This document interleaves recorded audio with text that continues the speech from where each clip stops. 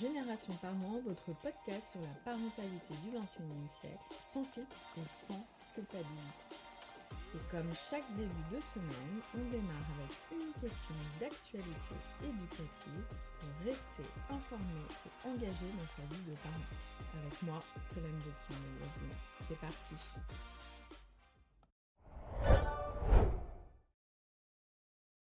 Et nous démarrons avec la présentation des invités. Cette semaine, nous avons une émission spéciale avec non pas une, mais deux invités extraordinaires, toutes deux autrices de livres qui viennent de sortir sur le sujet brûlant des écrans.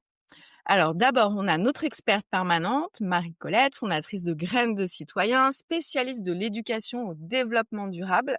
Marie, ravie de t'avoir avec nous aujourd'hui. Ravie aussi. Et nos deux invités spéciales, Amélia Matar, que vous connaissez, mais qu'aujourd'hui on a en invité spécial, entrepreneuse, autrice, experte en éducation au numérique. Amélia, tu es la cofondatrice de Coloris, une entreprise sociale qui a déployé des activités d'éducation au numérique sans écran auprès de 40 000 enfants dans 84 villes en France. Tu as aussi publié plusieurs ouvrages, dont le tout dernier s'appelle Les écrans, ça s'apprend, avec une préface de Serge Tisseron. Ton parcours est très inspirant. Tu es né à Bondy. Tu es passé de l'Université de lettres modernes à l'École de management de Grenoble. Tu as fait carrière dans le marketing digital chez Greenpeace et Nouma avant de créer Coloris en 2017. Et en 2021, tu as reçu le Bold Future Award qui récompense les créatrices d'entreprises innovantes. Et en 2022, Coloris a été agréé comme entreprise solidaire d'utilité sociale. Et depuis l'année dernière, Coloris a rejoint le programme Tralalaire où il y a notamment Internet sans crainte. Bienvenue Amélia. Merci. Et ensuite, nous avons Virginie Sasson, directrice adjointe du CLEMI, le centre de liaison de l'enseignement et des médias d'information qui opérateur du ministère de l'Éducation nationale. Virginie, tu es docteure en sciences de l'information et de la communication. Tu as enseigné à l'Institut français de presse de l'Université Panthéon-Assas Paris 2. Tu as été membre de l'Observatoire Médias et Éducation du Conseil supérieur de l'audiovisuel et tu es à l'initiative du fameux guide illustré La famille tout écran qui propose des conseils pratiques en éducation aux médias et tu viens de coécrire avec François Saltiel, journaliste producteur de La Fabrique de l'information, sur France Culture, un livre qui fait déjà beaucoup parler, Faire la paix avec nos écrans. Dans un contexte où la sémantique sur le numérique est très anxiogène, on parle de submersion, schizophrénie, barbarie, vous proposez un soulagement avec cette approche apaisée. Merci Virginie, on est ravis de t'avoir avec nous. Bonjour.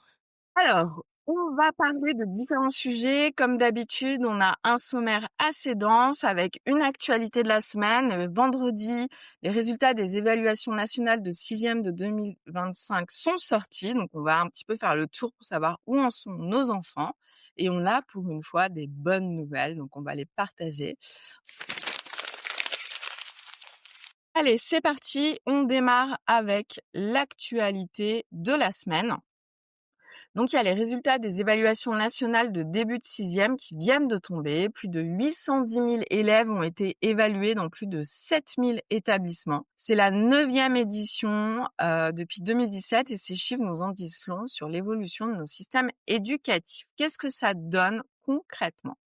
En français, les nouvelles sont plutôt bonnes. D'abord, sur un an, c'est stable entre 2024 et 2025.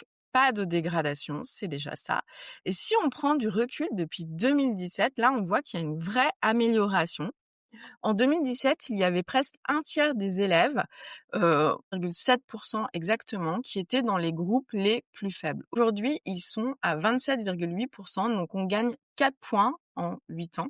Et la vraie bonne nouvelle, c'est que dans les quartiers prioritaires, les REP+, là, c'est carrément une success story, puisqu'en 2017, on avait 60,7% des élèves qui avaient une grande difficulté, et aujourd'hui, ils ne sont plus que 53,9%. Donc, on a presque gagné 7 points. Ça veut dire que les politiques de dédoublement des classes de CP et CE1 marchent.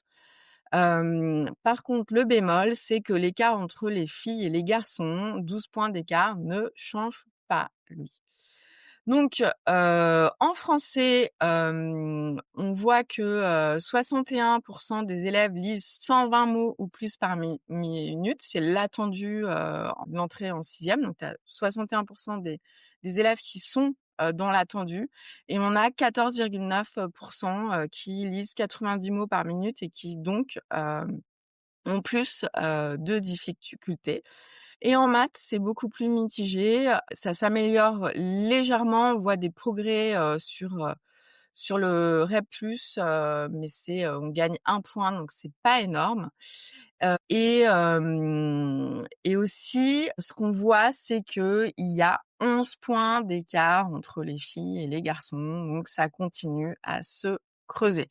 Faut garder en tête que tous ces élèves-là qui sont en sixième en 2025, ils ont bénéficié du dédoublement au printemps 2020 et qu'ils étaient et ça nous rajeunit pas ça, en grande section de maternelle en 2020 quand il y avait le confinement. C'est des choses à garder en tête parce que ça a certainement aussi un impact sur les résultats scolaires des élèves. Alors voilà, j'ai posé un petit peu le cadre, vous voyez un petit peu, c'est bien, on a quand même des bonnes nouvelles, moi je trouve. Et donc j'aurais voulu avoir vos retours, peut-être commencer par Amélia parce que, toi, vous avez beaucoup d'enfants qui passent par coloris, aussi dans les quartiers, prioritaires. Qu'est-ce que ça t'évoque, tout ça? Quand même déjà, effectivement, réjouissons-nous de quelques bonnes nouvelles sur la question éducative. C'est pas tous les jours le cas, donc il y a de l'amélioration. Je pense que ça vaut le coup de le relever et effectivement, nous, ce qu'on observe, c'est, quand on a l'occasion, de pouvoir intervenir sur des groupes plus petits, la différence est énorme. Donc cette question, des doublements, des dédoublements pardon d'effectifs et voilà de l'effectif, plus généralement, dans les classes, c'est une question majeure, et c'est intéressant de voir que les chiffres, peuvent refléter ces améliorations. Après c'est toujours, très délicat des chiffres et il faudrait probablement creuser pour voir à quel point, on peut effectivement, établir un lien entre ces dédoublements et cette amélioration. Mais toujours est-il que nous, en tant qu'acteurs terrain, c'est vraiment des ateliers très, très, très différents quand on a 18-20 enfants en simultané ou quand on en a 10. Enfin, ça n'a absolument rien à voir et surtout, effectivement, dans des contextes, de vulnérabilité économique, où on sait que c'est des contextes qui sont plus compliqués, d'un point de vue éducatif, quoi. Et alors toi, Virginie, qu'est-ce que ça t'évoque ça pas et moi, je pense au fait que, là, quand on dit qu'il y a 15% des sixièmes qui ont 3 ans de retard en lecture, est-ce que ça change énormément sur, la capacité qu'ont avoir les enfants à décrypter l'information, en ligne, par exemple? Donc, merci pour ta question, Solène. En fait, on a souvent tendance dans l'éducation média à l'information, au numérique, à opposer aussi les compétences fondamentales, l'acquisition de ces compétences qui restent, effectivement, absolument, essentielles et l'acquisition de compétences qui relèveraient, voilà, d'un numérique citoyen. Je pense qu'effectivement, savoir, lire, savoir compter, savoir raisonner, c'est indispensable pour décrypter, l'information. Pour autant, acquérir des compétences pour comprendre le monde, numérique et médiatique dans lequel, on vit et comme, ce que fait, Amélia d'ailleurs sans écran dès le plus jeune âge et ce que font, certains enseignants, dès la maternelle, de sensibiliser, les élèves à la manière dont, voilà, les médias et le numérique leur permettent de mieux comprendre le monde et parfois s'exercer aussi. Par exemple, la web radio, c'est un super moyen d'apprendre à écrire pour l'oral, de travailler, justement cette fluence dont il est question. Donc c'est quelque chose qui est quand même, hyper important et après moi j'avais une dernière question, Harry, toi qui interviens sur les enjeux d'égalité filles-garçons, quelle est ta réaction face à ces chiffres? Qu'en fait, il y a le seul truc qui bouge pas, Oui. c'est Bah, les garçons, quoi. voir qui va pas dans le bon sens, sur les maths, ouais, donc effectivement, moi je trouve que enfin, ce qui me marque en fait dans ces études-là, c'est que, souvent on a tendance à confondre, performance et permission. C'est-à-dire que, on se dit, les filles sont moins performantes en maths ou les garçons sont moins performants, en français et en fait enfin voilà, on n'a pas le temps de revenir dessus, mais il y a plein d'études qui montrent que finalement, par exemple, quand, les enfants arrivent en CP, les filles et les garçons ont le même niveau en maths et qu'en fait, ensuite, assez rapidement, il va y avoir une différence qui va se créer, qui est vraiment une construction construction sociale. Quand je dis permission, c'est que souvent, quand on est un garçon, on se sent plus autorisé ou en tout cas poussé vers les maths. Et quand on est une fille, on se sent plus par ce qu'on va entendre autour de nous. Il y a des tests aussi qui ont été menés qui montrent que finalement, la perception d'un exercice quand il est maths ou français, juste parce qu'on perçoit en étant fille ou garçon que c'est des maths ou du français, on va performer différemment. Bon bref, en tout cas, il est vraiment montré qu'il y a une vraie construction sociale autour de ça. Les enfants sont pas meilleurs en maths ou meilleurs en français parce qu'ils sont des filles ou des garçons à l'origine. Et le fait que là, dans les chiffres, effectivement, ça bouge et pas forcément dans le bon sens, pour moi, il y a une bonne et une mauvaise nouvelle. Je sais pas laquelle tu veux en premier.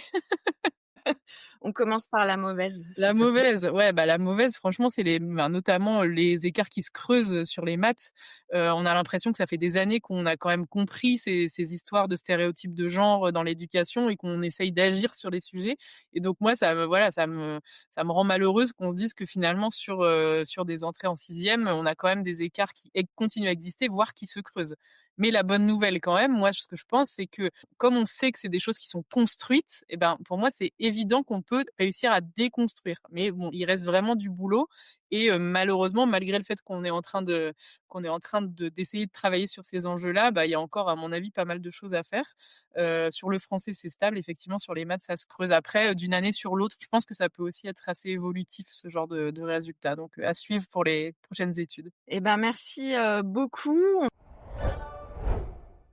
Si vous avez aimé cet épisode de Génération Parents, n'oubliez pas de vous abonner sur les plateformes de podcast ou sur YouTube et de nous laisser un commentaire. Ça nous aide beaucoup pour le référencement. Merci.